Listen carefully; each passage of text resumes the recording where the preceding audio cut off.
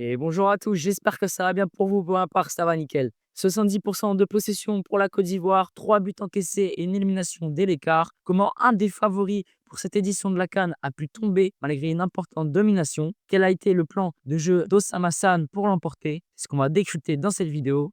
Générique. Oh, Muller's turned them well. We've got Junior in a good position.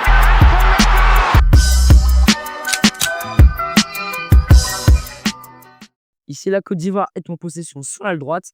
Et immédiatement, les Égyptiens vont créer un surnombre favorable, 4 contre 3, obligeant Guilain Conan à monter pour compenser ce déséquilibre.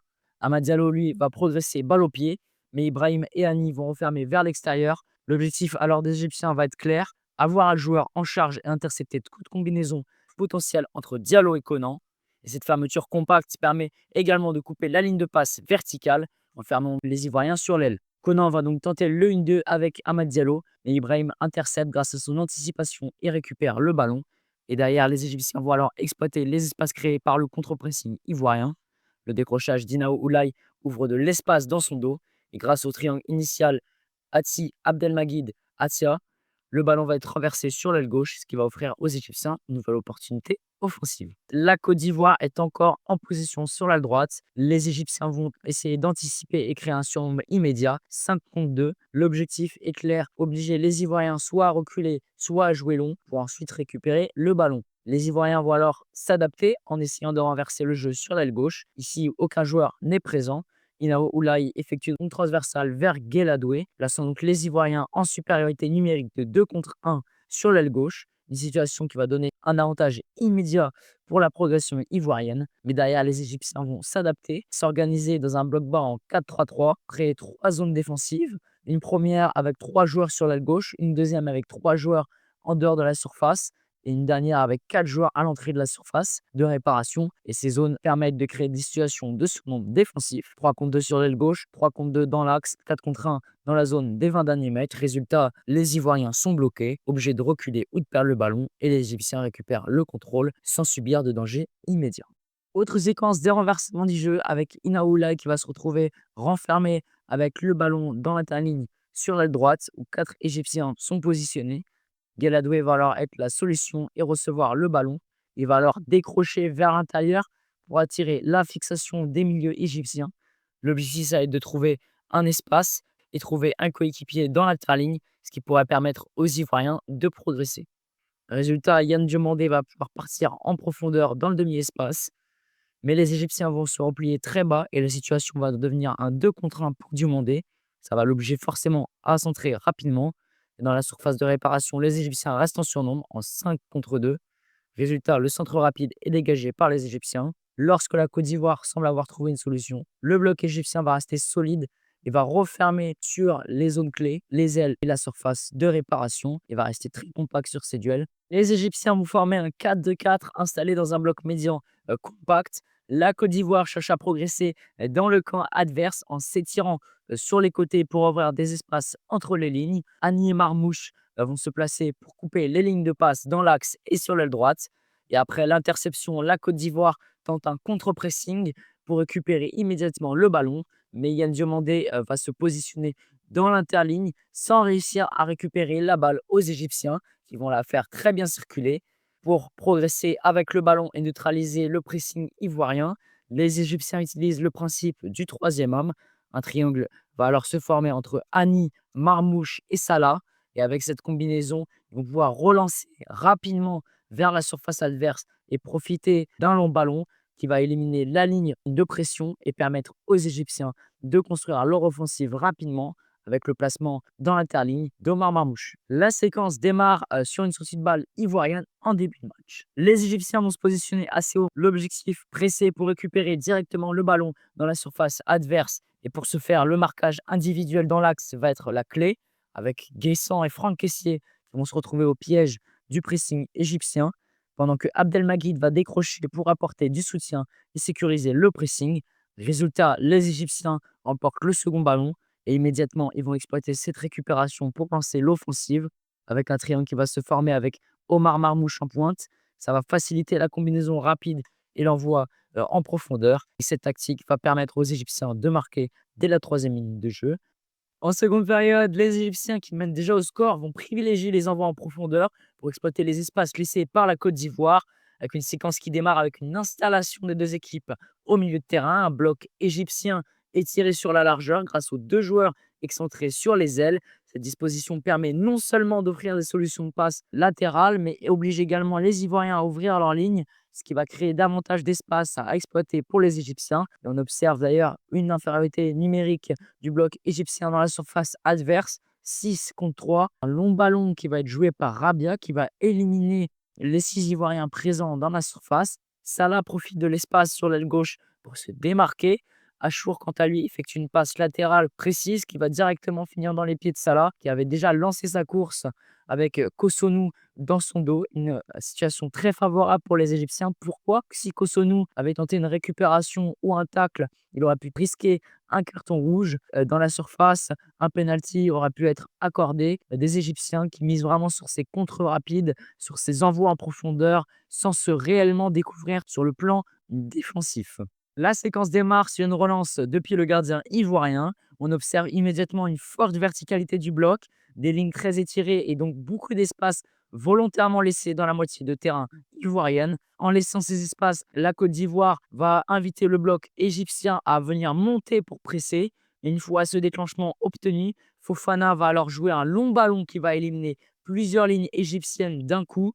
Et Guessant va alors pouvoir recevoir dos au jeu dans la moitié de terrain égyptienne avec un défenseur dans son dos. Cette situation est favorable car elle lui permet soit de conserver, soit de la dévier. Et va gagner son duel et jouer rapidement vers Franck Kessié qui se retrouve libre dans l'axe. Le bloc égyptien s'étant resserré autour du point de chute du ballon. Résultat, la Côte d'Ivoire récupère le ballon directement dans le camp adverse et peut installer son bloc haut. C'est une mécanique clé de la seconde période sur les sorties de balle depuis le gardien. Jeu long, duel, deuxième ballon et derrière récupération qui va permettre donc une installation haute de la possession pour les Ivoiriens et derrière d'attaquer la surface égyptienne.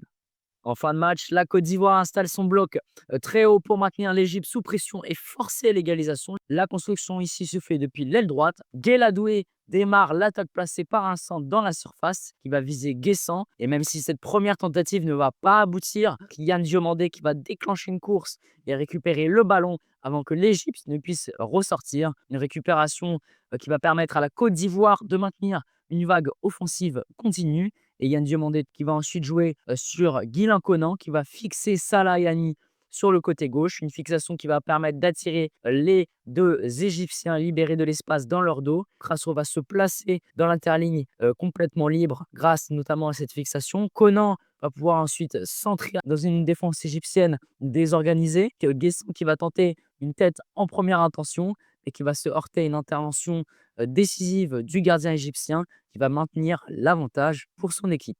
Sur l'ensemble du match, les Égyptiens ont également perdu à de nombreuses reprises le ballon dans les 40 derniers mètres avec 32 pertes contre 12 pour la Côte d'Ivoire. Une stat explicable vis-à-vis du pressing intensif instauré par la Côte d'Ivoire, un pressing haut qui essaie de chercher à récupérer le ballon dans la surface égyptienne. Si les attaques seront multipliées, la différence ne sera pas faite car les Égyptiens n'auront pas peur de souffrir, n'auront pas peur de jouer dans un bloc assez bas. En fin de match, la Côte d'Ivoire va prendre plus de risques en projetant ses latéraux au détriment de sa couverture défensive. Avec un exemple ici, Amad Diallo va se positionner sur la droite pendant que Gueladoué, latéral droit, va déborder dans son dos pour créer une supériorité sur le couloir. Ce mécanisme vise à étirer le bloc bas égyptien et à forcer une prise de décision. Soit la ligne de pression égyptienne sort sur Doué, ce qui va libérer Amad Diallo, soit il reste sur Diallo mais laisse libre Doué qui va pouvoir donc progresser avec le ballon. C'est ce qui va se passer ici avec Amad Diallo qui va temporiser volontairement pour attirer la fixation. Puis il va coulisser le ballon dans le bon timing sur Doué qui va maintenant être lancé. Il va ensuite bénéficier d'un espace de centre important et ce qui va lui permettre de délivrer un ballon dangereux dans la surface avec des défenseurs qui vont refermer immédiate sur Amad Diallo, ce qui va empêcher une finition propre. Et derrière, la perte du ballon. La Côte d'Ivoire qui va parvenir à créer des déséquilibres par-ci par-là sur les côtés, mais le bloc bas derrière compact. La supériorité numérique égyptienne dans la surface va tout simplement neutraliser toutes les tentatives ivoiriennes. La Côte d'Ivoire va essayer de chercher faire la différence sur les phases arrêtées, comme ici sur corner. Ils vont alors concentrer une forte densité de joueurs au premier poteau, avec l'objectif non pas de marquer directement, mais surtout de gagner le premier duel et de créer une situation de second ballon. Et on observe d'ailleurs que les Égyptiens sont en infériorité numérique sur le premier poteau avec 5 Ivoiriens contre 4 Égyptiens. Cette supériorité permet à la Côte d'Ivoire de prendre l'avantage dans le duel aérien, puis surtout de récupérer le ballon dans une zone dangereuse. Le Gueladoué va alors se positionner pour attaquer le deuxième ballon, profiter du déséquilibre et derrière marquer. On voit donc que ce but ne vient pas d'une action construite, mais vraiment d'une présence importante sur les coups de pied arrêtés. La séquence démarre avec une installation ivoirienne haute et un bloc égyptien plus bas, organisé ici en 3-3-1-3. Dans ce dispositif, Asia va occuper un rôle de milieu plus box-to-box, capable d'intervenir sur le plan défensif comme sur le plan offensif, avec la Côte d'Ivoire qui va chercher à progresser avec Touré, placé ici dans le demi-espace gauche, zone idéale puisque difficile à défendre et permettant donc aux Ivoiriens de faire avancer le bloc. Mais en réalité, ce positionnement va justement servir de déclencheur au piège égyptien. Dès que Touré va recevoir, Assia va décrocher dans sa zone pour le suivre, pendant qu'un second joueur égyptien referme l'autre angle. L'objectif est clair, refermer l'interligne et enfermer le porteur de balle. Et donc une situation de 2 contre 1 se crée. Touré privé donc d'une solution vers l'avant et sous pression et va finalement perdre le ballon. Et c'est là que le plan égyptien prend tout son sens avec 2 joueurs qui viennent de fermer l'interligne, deviennent des solutions de relance, ce qui va permettre de créer une situation de troisième homme. Et derrière, ce qui permet d'ouvrir le jeu et de libérer Salah dans l'espace pour directement lancer la transition offensive. Dans les dernières minutes, la Côte d'Ivoire va installer 7 joueurs dans le dernier tiers, proche de la surface de réparation égyptienne. En face, l'Égypte défend en bloc bas en 3-3-1 avec un objectif très clair, créer de la supériorité numérique dans toutes les zones clés, l'axe comme les ailes pour vraiment bien refermer. Une organisation qui va faire apparaître 3 triangles défensifs, un sur chaque aile et un dans l'axe. C'est pas anodin, ces triangles permettent aux Égyptiens de refermer immédiatement chaque zone dès qu'elle est attaquée, avec une supériorité numérique avec 3 joueurs présents dans chacun des triangles. Résultat, la Côte d'Ivoire est contrainte de faire circuler latéralement sans pouvoir attaquer l'axe ni jouer entre les lignes. Les attaques placées donc vont se multiplier, mais loin de la surface, parce que chaque tentative de progression tombe sur un surnombre égyptien et une récupération derrière égyptienne. Possibilité donc de contre, et donc ça va être trop dangereux pour les Ivoiriens. Ça va être une réelle stratégie d'asphyxie. Plus la Côte d'Ivoire va insister sur les côtés, plus l'Égypte va pouvoir récupérer le ballon dans des petits espaces grâce à ses supériorités numériques. Et finalement, la ligne offensive ivoirienne va rester bloquée aux abords de la surface. Si ce match montre bien une chose, avoir la possession du ballon ne signifie pas tout. Les Égyptiens, pourtant habitués à avoir la possession sur cette CAN, ont fait un choix clair ici. Laisser installer le plan de jeu offensif ivoirien, laisser le bloc ivoirien monter, mais conserver un surnombre sur leur zone de jeu privilégiée, c'est-à-dire les ailes. Et résultat, les Ivoiriens se sont retrouvés dans un piège tactique, les empêchant de déployer pleinement leur jeu.